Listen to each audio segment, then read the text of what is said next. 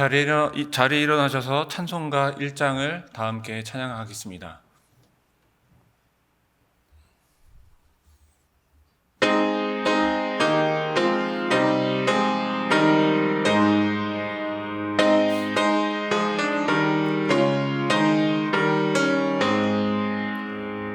만복의 근원 하나님, 온 백성 찬송 드리고, 저 천사여 찬송하세. 찬송 성부 성자 성령.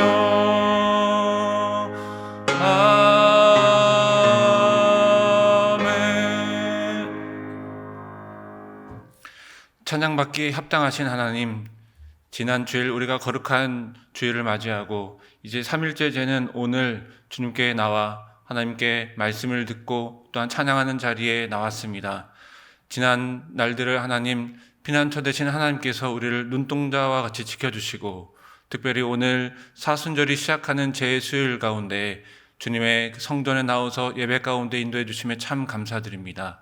이제 오늘부터 시작되는 사순절의 모든 기간을 말씀과 기도로, 그리고 예수님의 그 고난과 죽음을 우리가 가슴 깊이 묵상하면서 온전히 하나님께 더욱더 나아가는 기쁨의 모든 자녀들 될 수 있도록 인도하여 주시옵소서.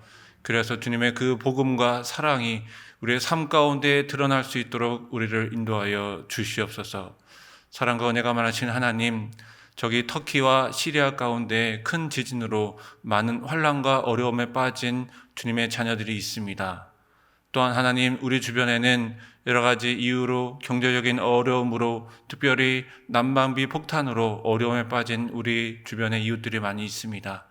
저들에게 주님께서 피난처가 되어주시고 피할 바위가 되어주시어서 하나님, 이 모든 환난을 주님의 말씀과 믿음으로 잘 이겨낼 수 있도록 도와주시고, 그래서 주님의 그 피난처의 귀한 성 가운데서 주님과 함께 날마다 기쁨과 은혜 가운데 살아갈 수 있는 모든 주님의 귀한 백성들 될 수 있도록 인도하여 주시옵소서. 이 모든 간구 예수님의 이름으로 간절히 기도드립니다. 아멘. 자리에 앉으시겠습니다. 다 함께 찬송가 407장을 함께 찬양드리겠습니다.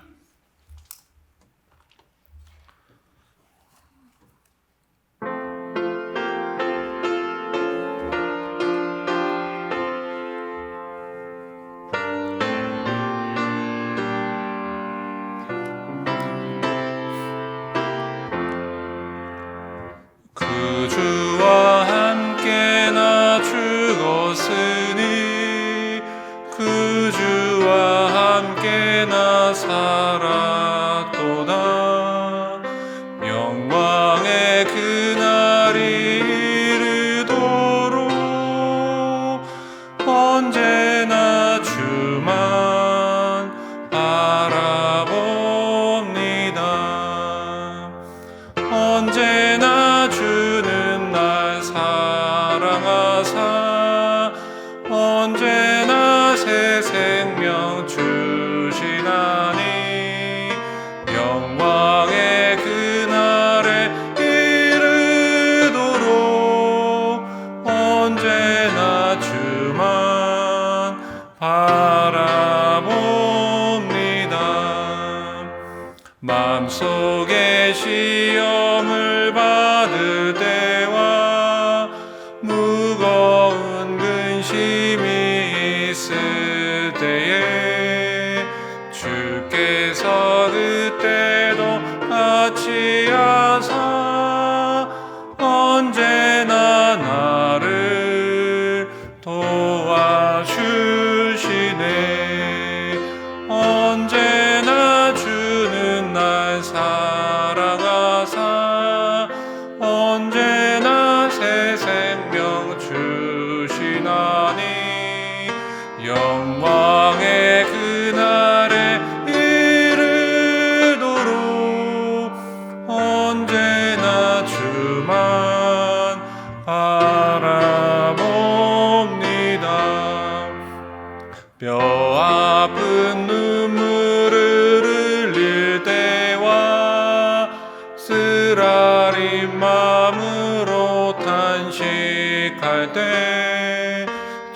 주님께서 그때도 같이 하사 언제나 나를 생각하시네. 언제나 주는 날 사랑하사 언제나 새 생명 주시나니 영광의 그날에 이르도록 언제나 주만 바라봅니다. 내 몸의 약함을 아시는 주 못 고칠 질병이 아주 없네. 괴로운 날이나 기쁜 때나 언제나 나와 함께 계시네. 언제나 주는 날 사랑하사 언제나 새 생명 주시나니 영광의 그날에 이르도록 언제나 주만 바라봅니다.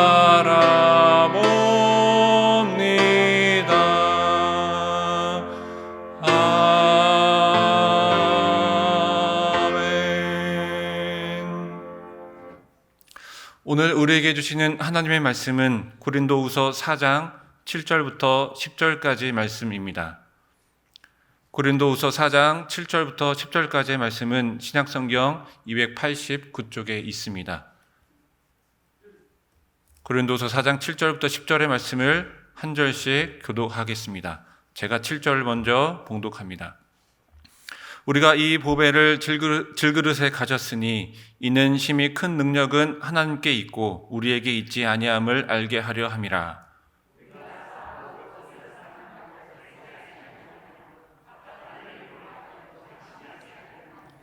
박해를 받아도 버림받지 아니하며 거꾸로 뜨림을 당하여도 망하지 아니하고 우리가 항상 예수의 죽음을 몸에 짊어짐은 예수의 생명이 또한 우리 몸에 나타나게 하려 함이라. 아멘. 중국의 춘추 전국 시대에 아주 완벽한 미인계로 오나라를 멸망시킨 서시라는 여인이 있습니다. 이 서시라는 여인은 중국의 4대 미녀 중에서도 가장 아름답다라고 그렇게 전해지고 있습니다. 서쪽 마을에 사는 시씨의 아이란 뜻의 이름을 가진 서시가 얼마나 아름다웠으면 그녀가 강가에서 빨래를 할 때면 그 물 위에 비친 그녀의 미모를 바라본 남정네들이 아닌 물고기들이 그 아름다움에 취해 그만 헤엄치는 것을 잊어버려 그 물속으로 가라앉았다는 이야기가 전해질 정도입니다. 어느 정도 조금 뭔가 가미된 것 같죠. 그러나 중요한 것은 그만큼 이 서시라는 여인이 그만큼 아름다웠다라는 것입니다. 이 서시는 지병으로 심장병을 앓고 있었는데 그 심장병으로 인해 가슴을 움켜쥐우며 얼굴을 찌푸리는 그런 습관이 있었다고 합니다. 그 당시 많은 여자들이 이 서시와 같이 아름다워지고 싶어서 서시와 같이 가슴을 움켜쥐고 또 얼굴을 찌푸리는 그런 것을 따라할 정도였다고 합니다. 그래서 이를 두고 서시빈목, 그러니까 분수를 모르고 무조건 남을 따라하는 그런 형태를 비유하는 사자성어를 서시빈목이라고 합니다. 이 서시가 살았던 춘추전국 시대 말기에는 오나라와 월나라가 패권을 두고 아주 치열하게 전쟁을 하고 있었는데 그 전쟁으로 인해 오나라의 왕이 죽게 되었는데 그 왕의 아들이 그 다음 왕위를 물려받았다고 합니다. 그 왕위를 물려받은 이 부차라는 이 사람이 아버지의 원한을 잊지 않으려고 거친 나무 위에서 매일매일 잠을 자며 고통을 참았다고 합니다. 이를 두고 와신이라고 합니다. 이 오나라 왕 부차의 피나는 노력으로 결국 월나라에게 대승을 거두게 되고, 그리고 월나라의 왕 구천은 이 오나라의 왕 부차의 노예가 되었습니다. 그런데 노예가 된 월나라의 왕 구천은 이 부차의 대변을 맛보는 등 온갖 치욕 속에서도 버텼다고 합니다. 결국 이 월나라 왕 구차가 노예에서 풀려나게 되어 다시 자신의 나라로 돌아가게 되었습니다. 돌아온 구천은 방 안에 짐승의 간을 매달아 놓고 그것을 매일 맛보며 그 쓴맛을 맛보면서 복수의 칼날을 갈았습니다. 이것을 상담이라고 하죠. 그래서 부차와 구천이 서로에 대한 그 복수심을 놓고 했던 행동들을 가르쳐서 와신 상담이라고 부르게 된 것입니다. 이후 월나라는 오나라의 속국으로 지배를 받으면서 몰래 오나라를 무너뜨리려고 하는 계략을 세웠습니다. 이때 구천이 세운 계략이 바로 민계였습니다. 가만히 이 부차를 지켜보니까 여색을 밝히는 것을 알게 되었습니다. 그래서 구천은 이 민계의 계략을 세우고 신하들을 보내 전국에서 아름답다 하고 하는 여인들을 불러 모았습니다. 이때 정말 뛰어난 미모를 가진 서시가 발견되었던 것이죠. 산골 소녀였던 서시는 예법, 춤, 노래, 남자를 유혹하는 기술, 그리고 갖가지 정보를 캐내는 방법 등 스파이 수업을 혹독하게 받았습니다. 그리고 끝내 이 서시는 오나라를 멸망뜨릴 그 마음을 품고 월나라 왕 부차에게 바쳐지게 되었죠. 그런데 그 당시 신하들은 반대했습니다. 왜냐하면 뻔히 보이는 계략이었기 때문입니다. 그러나 이 호색가였던 부차는 뛰어난 외모를 가진 서시를 보자마자 한눈에 반하고 그를 후궁으로 맞이하게 됩니다. 이 밤마다 서시는 부차의 품에 안겨 여러 가지 온갖 달콤한 말로 그를 속삭이며 그를 속이게 되죠. 결국 서시는 부처의 마음을 온전히 빼앗게 되었습니다. 이 부처는 그녀를 위해 화려한 궁궐을 짓고 누각을 짓고 그리고 밤낮으로 주색에 빠져 결국 오나라를 멸망에 빠뜨리게 되었습니다. 서시가 비록 그 겉으로는 빼어난 아름다움을 가졌지만 그러나 그 안에 품은 것은 오나라를 향한 파멸과 죽음이었던 것입니다. 이 서시 이 마음 가운데 담겨져 있는 파멸과 죽음을 혼자만 깨닫지 못한 이 부차로 인해 오나라는 결국 멸망의 길을 가게 된 것입니다. 오늘 함께 읽은 고린도후서는 바울이 고린도 교인들에게 보낸 두 번째 편지입니다. 그런데 이 바울이 첫 번째 편지를 보낸 다음에 얼마 지나지 않아 서둘러 이 두 번째 편지를 썼습니다.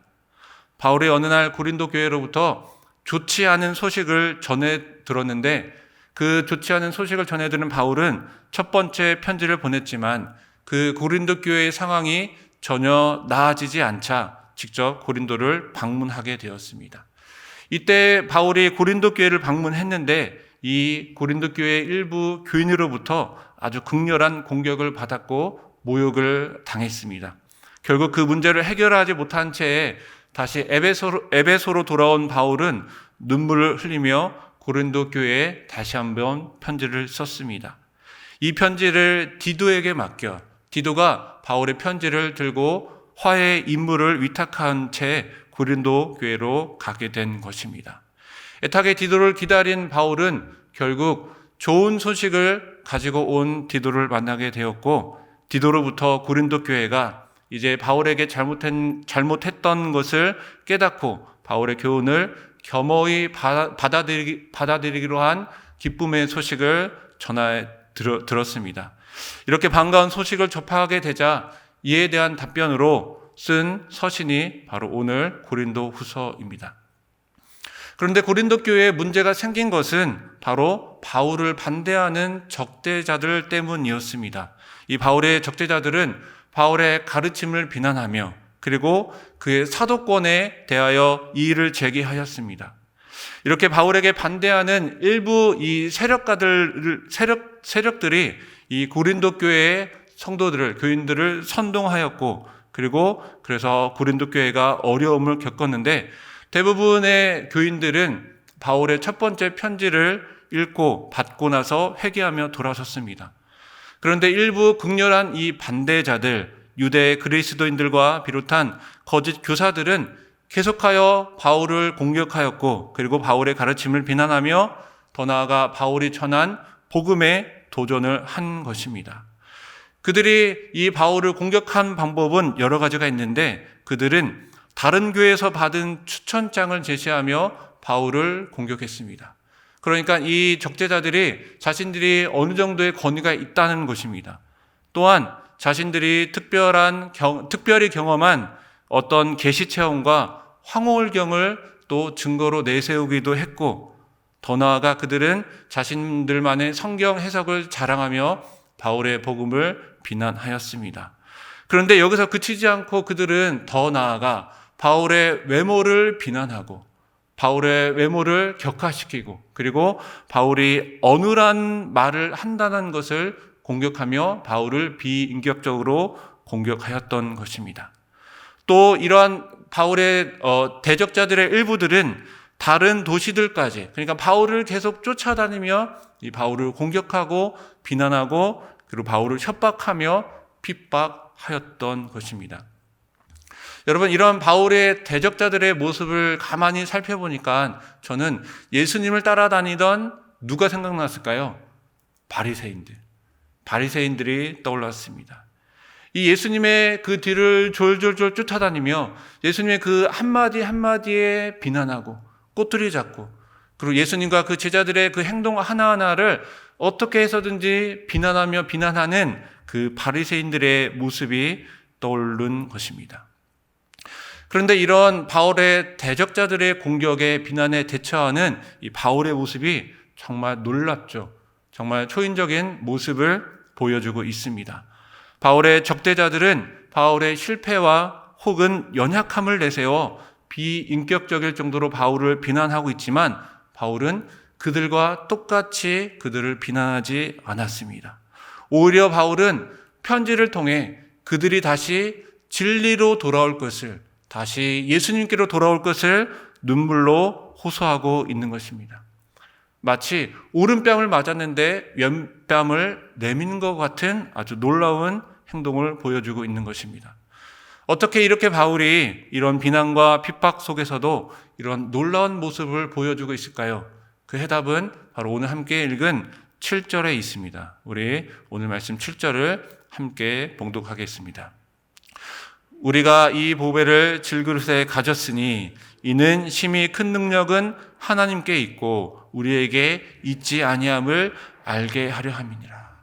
여러분, 보배가 바로 그 해답이죠. 보배.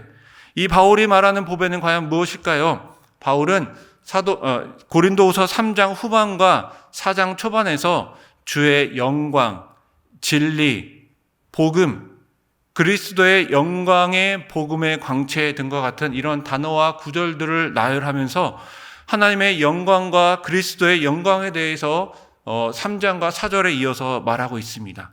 이러한 흐름 가운데 우리가 읽지는 않았지만 6절인데요. 예수 그리스도의 얼굴에 있는 하나님의 영광을 아는 빛이 우리에게 우리 마음 가운데 비춰졌다라고 그렇게 말씀하고 있습니다. 다시 한번 말씀드립니다. 예수 그리스도의 얼굴에 있는 하나님의 영광을 아는 빛이 마음에 비춰졌다. 이것이 바로 보배라고 가르치고 있는 것입니다. 그러니까 예수 그리스도의 인격과 삶에 계시된 하나님의 영광스러운 복음, 그 복음, 따라서 우리는 예수 그리스도 안에 있을 때에 하나님의 영광스러운 빛을 볼 수 있는 것입니다. 바울은 다메섹 도상에서 예수님을 만났습니다. 다메섹 도상에서 예수님을 만나고 예수님을 만났을 때에 바로 하나님의 영광의 빛이 바울에게 비춰졌고, 그리고 그때 바울은 구원함을 받은 것입니다. 그래서 바울은 그때 비춰진 하나님의 영광의 빛을 통하여서 그의 전 인격이 바로 변화된 것이죠. 사랑하는 우리 승리교회 성도 여러분, 우리가 예수님을 만났습니다. 우리가 예수님을 인격적으로 만났죠. 예수님을 인격적으로 만나서 우리가 그분을 우리 삶의 주인이라고 고백했을 그때에 예수님을 통하여 하나님의 영광의 빛이 내 안에 비춰져서 우리가 구원함을 받은 것입니다.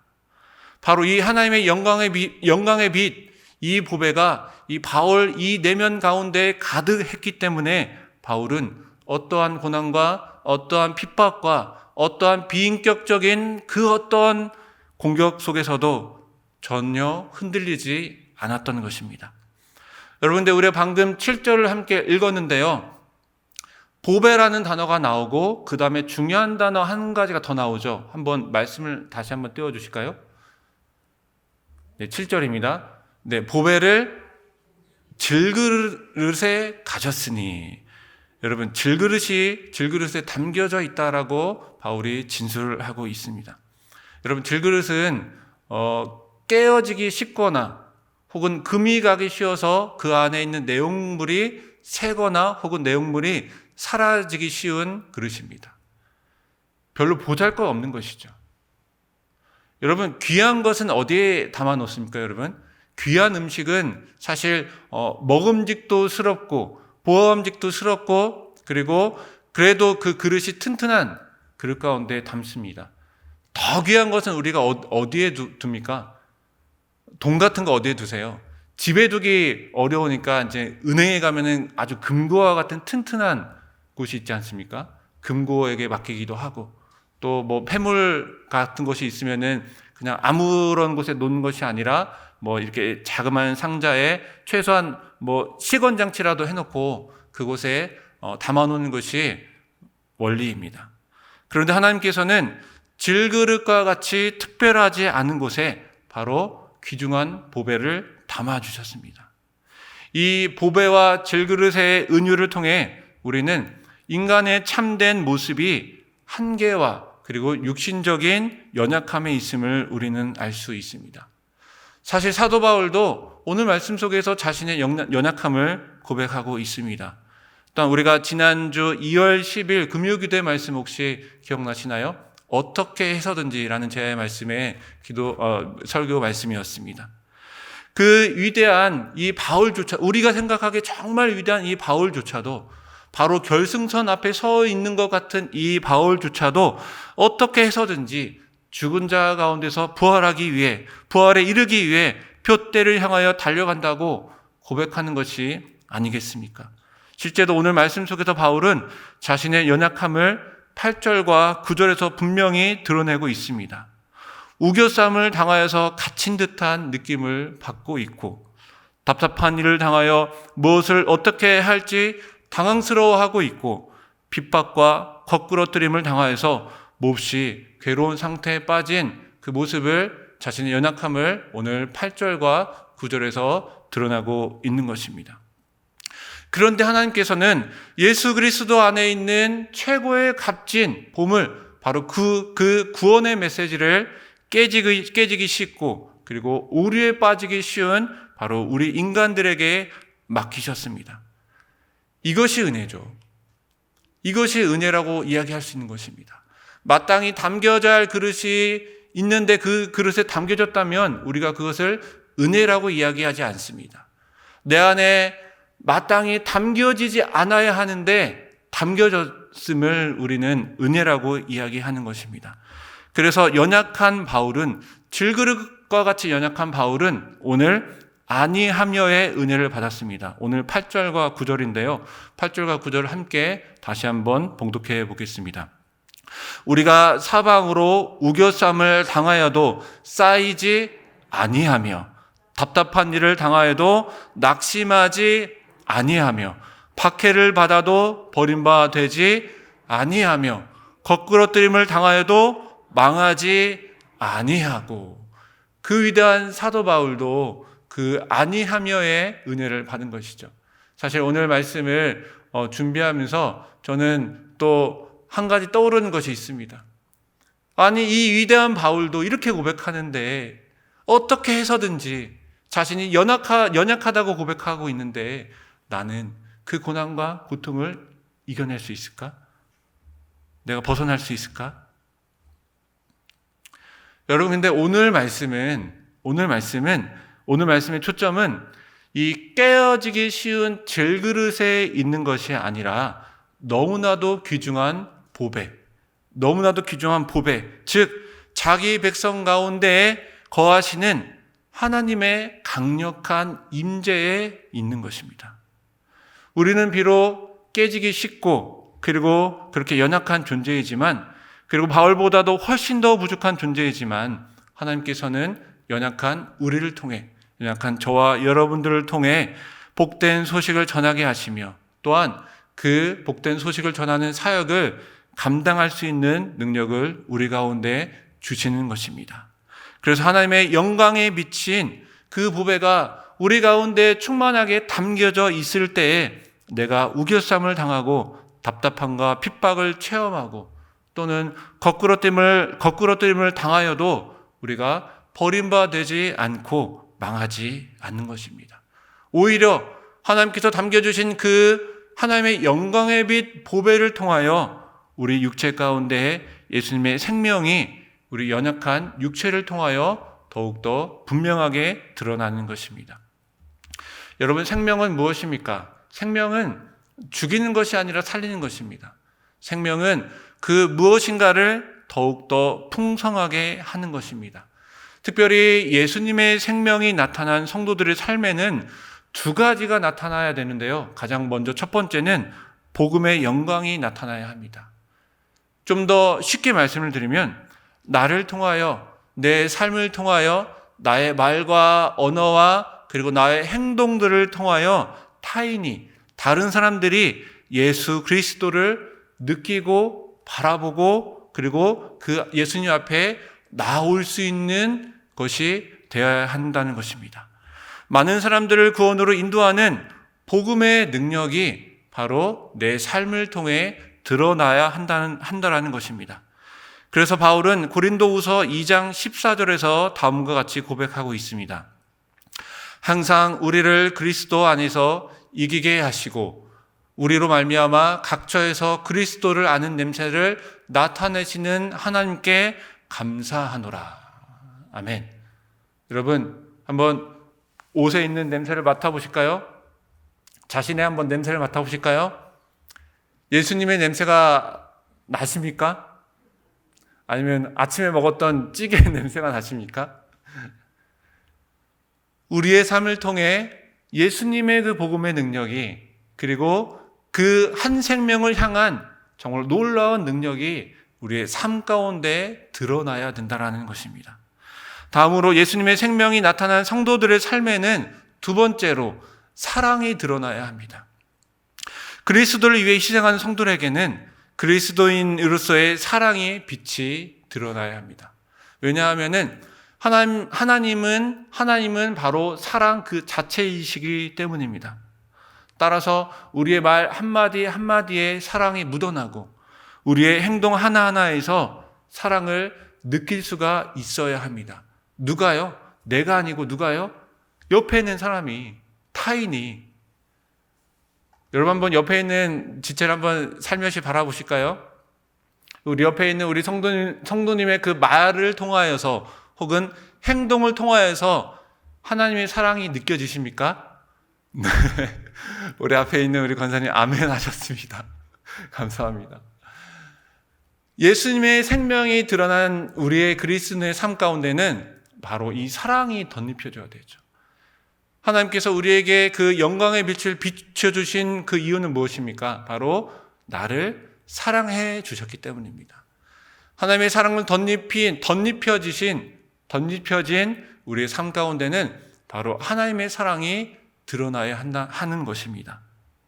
사랑하는 우리 승리교회 성도 여러분, 여러분의 연약한 질그릇 안에는 과연 무엇이 담겨져 있습니까? 죽음을 담고 있습니까? 아니면 슬픔을 담고 있습니까? 아니면 비난을 담고 있습니까? 아니면 생명을 담고 있습니까? 아마 이 질문을 들으시고 어떤 분은 그래도 내 안에 그 아름다운 보배가 담겨져 있어 이렇게 확신하는 분들도 있을 것이고, 하나님, 저는 아직도 부족한 것 같습니다. 내 안에 연약함도 많고 또 내 안에 많은 인간적인 아직 욕심과 또 그런 모습들이 많이 있는 것 같습니다. 또 고백하시는 분들도 있을 것입니다. 근데 어떤 분은 또 있는지 없는지 또 이것이 있는지 저것이 있는지 잘 모르시는 분들도 있을 것입니다. 그런데 여러분, 확실히 알 수 있는 방법이 한 가지 있습니다. 무엇입니까? 오늘 말씀에서도 드러나듯이 나의 평소의 말과 나의 평소의 행동과 나의 평소의 삶의 모습을 보면 과연 내 가운데에 사랑이 담겨져 있는지, 내 가운데에 복음이 담겨져 있는지, 아니면 여전히 인간적인 그 연약함과 아니면 그 죽음과 사망이 담겨져 있는지 알 수가 있는 것입니다. 우리 예수님께서는 우리의 마음이 무엇을 담고 있는지, 그리고 우리의 대부분의 생각과 행동의 근원이 마음으로부터 시작된다는 사실을 알고 계셨습니다. 그래서 누가복음 6장 45절에서 우리 예수님께서는 이렇게 말씀하시죠. 우리 화면을 보시고 우리가 말씀 함께 봉독하겠습니다.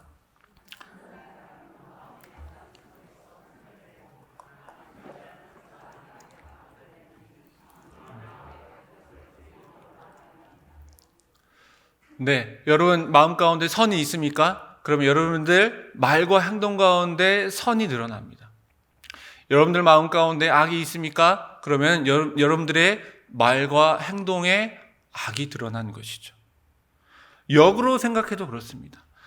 내 마음 가운데 무엇을 담고 있나는 여러분의 삶을 바라보시면 됩니다. 나의 말과 나의 행동과 평소에 나의 삶이 내 이웃을 살리고 있는지, 아니면 내 이웃을 죽이고 있는지, 바로 나의 삶을 바라볼 때에 내 마음 가운데 담겨져 있는 것이 무엇인지 알 수가 있는 것입니다. 우리 마태복음 7장 20절을 공동 번역으로 함께 읽어보시겠습니다. 시작. 그러므로 너희는 그 행위를 보아 그들이 어떤 사람인지 알게 된다. 여러분들은 어떤 말들을 내뱉고 계십니까? 또 어떤 행동들을 하고 계십니까? 상처를 주고 분열시키고 이간질하며 관계를 깨뜨리는 말과 행동을 하고 계십니까? 또는 나의 어떤 목적과 나의 뜻을 관철시키기 위해 어떤 정치적인 말과 행동들을 하고 계십니까? 아니면 나의 말 가운데, 행동 가운데 위로가 담겨져 있고, 그래서 이웃들에게, 지체들에게 용기를 주고 마음의 평안을 주고 있습니까? 더 나아가 우리 연약한 인간들을 위한 예수님의 놀라운 구원의 계획과 사랑의 목적을 이루기 위한 그런 말들과 행동들을 하며 살아가고 계십니까? 과연 나의 연약한 질그릇 안에 무엇이 담겨져 있는지, 그래서 나의 모습에 어떤 것들이 드러나고 있는지 오늘 말씀을 통해 깊이 돌아보는 시간이 되시기를 간절히 바랍니다. 우리 안에 있는 것은 반드시 드러나게 되어 있습니다. 특별히 우리 안에 생명이 가득하다면 그 생명은 반드시 내 모습과 삶을 통해 드러날 수 있습니다. 사도 바울이 고린도전서 15장에서 나는 날마다 죽노라 라고 고백합니다. 이렇게 나는 날마다 죽노라 라고 고백한 이 사도 바울의 고백은 그가 참 많은 고난과 고통을 받아서 나는 아이고 죽겠다라고 고백하는 것이 아닙니다. 그가 나는 날마다 죽노라 라고 고백한 것은 그 안에 하나님께서 담겨주신 그 아름다운 보물, 하나님의 영광의 빛, 그 복음과 사랑을 자신이 죽기까지 순종함을 통하여서 바로 타인에게, 이웃에게 드러나기 위한 바로 그의 고백인 것입니다. 자신은 예수님을 위해 죽기까지 순종하기로 다짐하는 그런 고백인 것이죠. 한 알이 미리 땅이 떨어져 죽지 아니하면 한 알 그대로 있고 죽으면 많은 열매를 맺게 됩니다. 그래서 우리 하나님의 거룩한 백성인 우리는 예수님을 따라 그 생명을 우리 삶 가운데 드러내야 할 사명이 우리 가운데 있는 것입니다. 우리 예수님께서는 모든 사람들에게 하나님의 생명을 담아주기 위해 한 알이 밀알이 되어 우리 가운데 오셨습니다. 인간으로 세상에 오신 예수님의 가장 큰 목적은 최대 관심사는 자신의 안위나 자신의 평안에 있는 것이 아니라 세상에 무가치한 질그릇인 그 인간들 안에 하나님의 보화를 담아주는 것이었습니다. 무가치한 인간들에게 하나님의 생명을 담아주시려고 예수님은 자기를 비워 연약한 우리들과 같이 되셨고, 그리고 자기를 완전히 낮추셔서 연약한 사람들과 같이 함께 하셨으며, 죽기까지 복종하셔서 고난을 받으시고 십자가에 달려 죽으신 것입니다. 이제 우리가 예수님과 같이 우리의 삶이 복음을 전하고 생명을 풍성하게 하는 바로 그러한 삶이 되어야 합니다.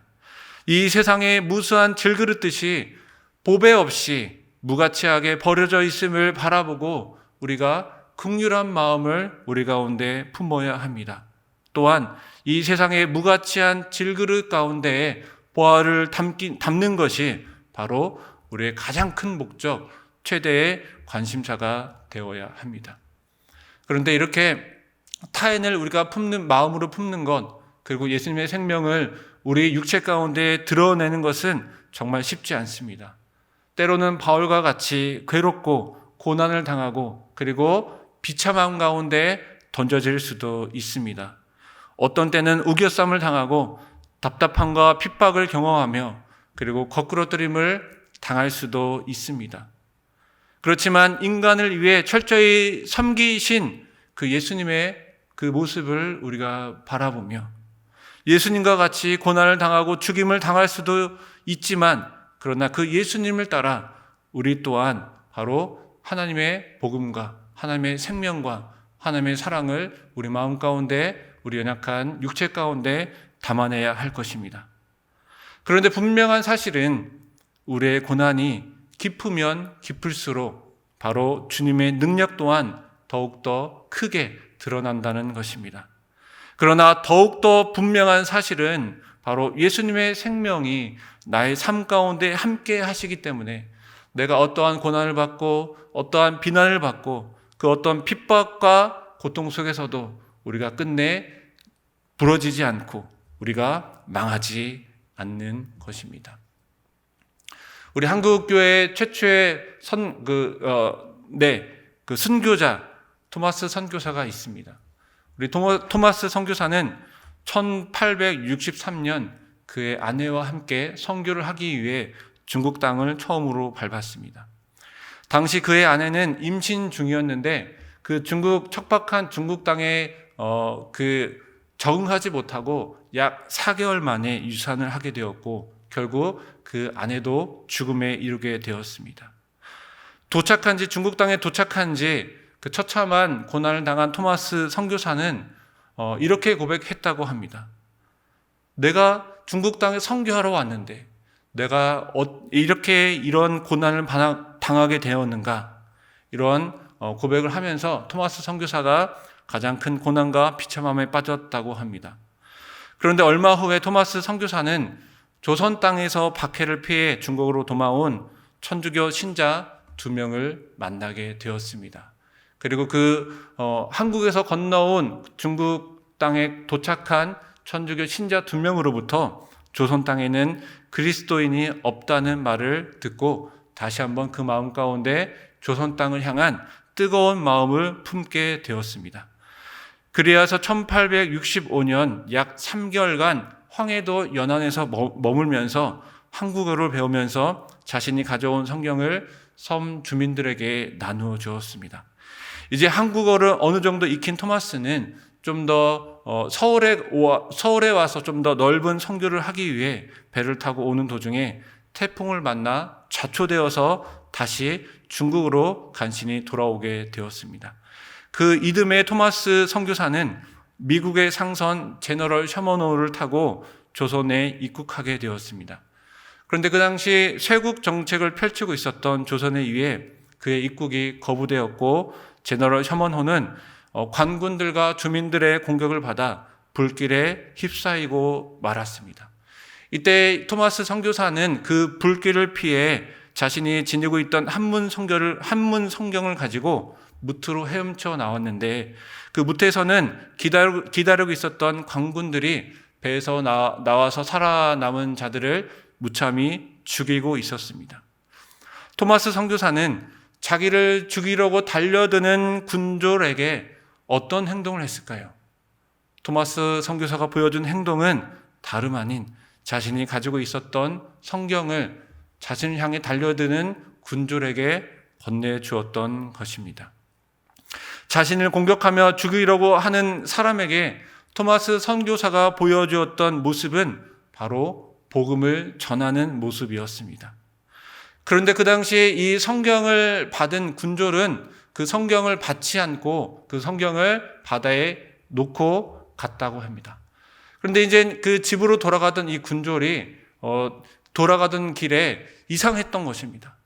자신이 죽이려고 달려들었는데 상대방은 그것을 피하거나 도망하지 않고 어떤 책을 건네주려고 했던 것이죠. 그래서 이 이상함을 느낀 이 군졸은 다시 그 장소로 돌아가 그 성경책을 가지고 오게 되었습니다. 훗날 그는 이 성경을 읽고 예수님을 영접하여 그리스도인이 되었습니다. 그는 후에 안문교회의 교인이 된 박춘건이란 사람입니다. 그리고 이때 토마스 선교사가 건네준 성경의 일부가 박영식이란 사람에게 전해지게 되었는데 그는 자신이 받은 그 성경책을 낱장으로 찢어서 자신의 방 안에 벽에 발랐다고 합니다. 그런데 어느 날 벽에 붙어있는 그 글을 읽다가 감동되어서 그리스도인이 되었고 그의 집은 훗날 평양 대부흥의 중심이 되는 장대현 교회의 시초가 되었다고 합니다. 하나님의 보배를 가득 담은 토마스 선교사는 죽음 앞에서도 그가 보여준 것은 바로 예수님의 복음과 사랑을 전하는 일이었던 것입니다. 사랑하는 승리교회 성도 여러분, 여러분의 연약한 질그릇 안에는 과연 무엇을 담아내고 있습니까? 그 담아내는 것으로 인하여서 여러분의 삶 가운데는 과연 무엇이 나타나고 있습니까? 이 시간 말씀을 기억하시면서 함께 기도하기를 간절히 원합니다. 사랑과 은혜가 많으신 하나님, 우리는 참 연약하고 부족한 인간입니다. 그러나 하나님께서 우리 안에 담겨진 가장 귀한 보배, 바로 하나님의 그 영광의 빛으로 인하여서 하나님 우리 삶 가운데 죽음이 아니라 하나님 사망이 아니라 바로 예수님의 생명이 우리 삶 가운데 꽃피우고 드러나기를 간절히 원합니다. 이 시간 말씀을 기억하면서 함께 기도하며 나아갑니다. 하나님, 그래서 우리의 삶을 통하여서 하나님 우리의 예수님의 그 복음이 그리고 하나님의 사랑이 우리 이웃들에게 하나님 전해지는 그런 귀한 삶을 살아갈 수 있도록 함께 이 시간 말씀을 기억하시면서 함께 통성으로 함께 기도하시겠습니다. 사랑과 은혜가 많으신 하나님 참 감사합니다. 주님, 우리는 참 연약하고 참 부족한 존재입니다. 그러나 우리 하나님께서 우리를 만나주셨고 또한 우리 연약한 질그릇 안에 주님께서 하나님을 아는 그 영광의 빛을 우리 가운데 담아주셨습니다. 하나님, 이제 우리가 하나님 우리 안에 담겨져 있는 그 하나님의 보배를 통하여서 우리 삶 가운데 하나님 복음과 사랑을 끼치며 살아가는 귀한 삶을 살아가길 간절히 원합니다. 하나님, 나의 말 한마디 한마디에 그리고 나의 행동 하나하나에 주님의 생명이 드러날 수 있도록 인도해 주시고 주님의 복음과 또한 한 생명을 살아나는 귀한 사랑의 모든 언어와 행동들이 드러날 수 있도록 인도하여 주시옵소서. 그래서 주님의 그 향기를 드러내는 우리가 하나님의 자녀가 될 수 있도록 인도하여 주시고 하나님 한 생명의 주님의 귀한 복음과 사랑을 나타낼 수 있는 주님의 귀한 복된 자녀가 될 수 있도록 인도하여 주시옵소서. 우리가 이제 오늘부터 사순절을 맞이하고 있습니다. 이제 사순절을 맞이해서 하나님 우리가 예수님의 그 고난과 죽음을 기억하면서 하나님 우리가 우리의 삶 가운데 더욱더 예수님의 그 복음과 사랑을 드러낼 수 있는 복된 삶을 살아갈 수 있도록 우리를 인도하여 주시옵소서. 이 모든 간구 살아계신 예수님의 이름으로 기도드립니다. 아멘. 네, 교회 소식을 전해드리겠습니다. 오늘은 사순절이 시작되는 제 수요일입니다. 네, 오늘부터 40일간 특별히 말씀을 통하여 더욱더 예수님의 고난에 그리고 예수님의 함께 하심에 동참하는 우리 모든 성도님들 되시기를 간절히 바랍니다.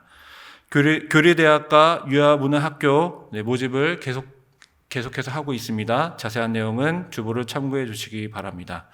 교육지체 겨울 수련회가 현재 계속 진행되고 있습니다. 오는 19일 주일에는 영유아부 수련회가 진행될 예정입니다. 함께 기도로 동참해 주시기 바랍니다. 필사 성경 완본자와 매3주 시상식이 이번 주 금요일에 진행될 예정입니다. 함께 참석해 주시기 바랍니다. 마지막으로 튀르키예 지진 피해 돕기 특별 헌금을 현재 함께 모집하고 있습니다. 자세한 내용은 주보를 참고해 주시기 바랍니다. 축도하겠습니다. 이제는 우리 구주 예수 그리스도의 은혜와 아버지 하나님의 사랑하심과 성령님의 교통교제 함께하심이 이제 하나님께서 담아주신 그 보배를 통하여 예수님의 생명을 우리의 삶 가운데 드러내기를 간절히 원하는 머리 숙인 모든 성도들을 위해 그리고 모든 우리 승리교회 공동체 가운데 함께 하시기를 간절히 축원하옵나이다.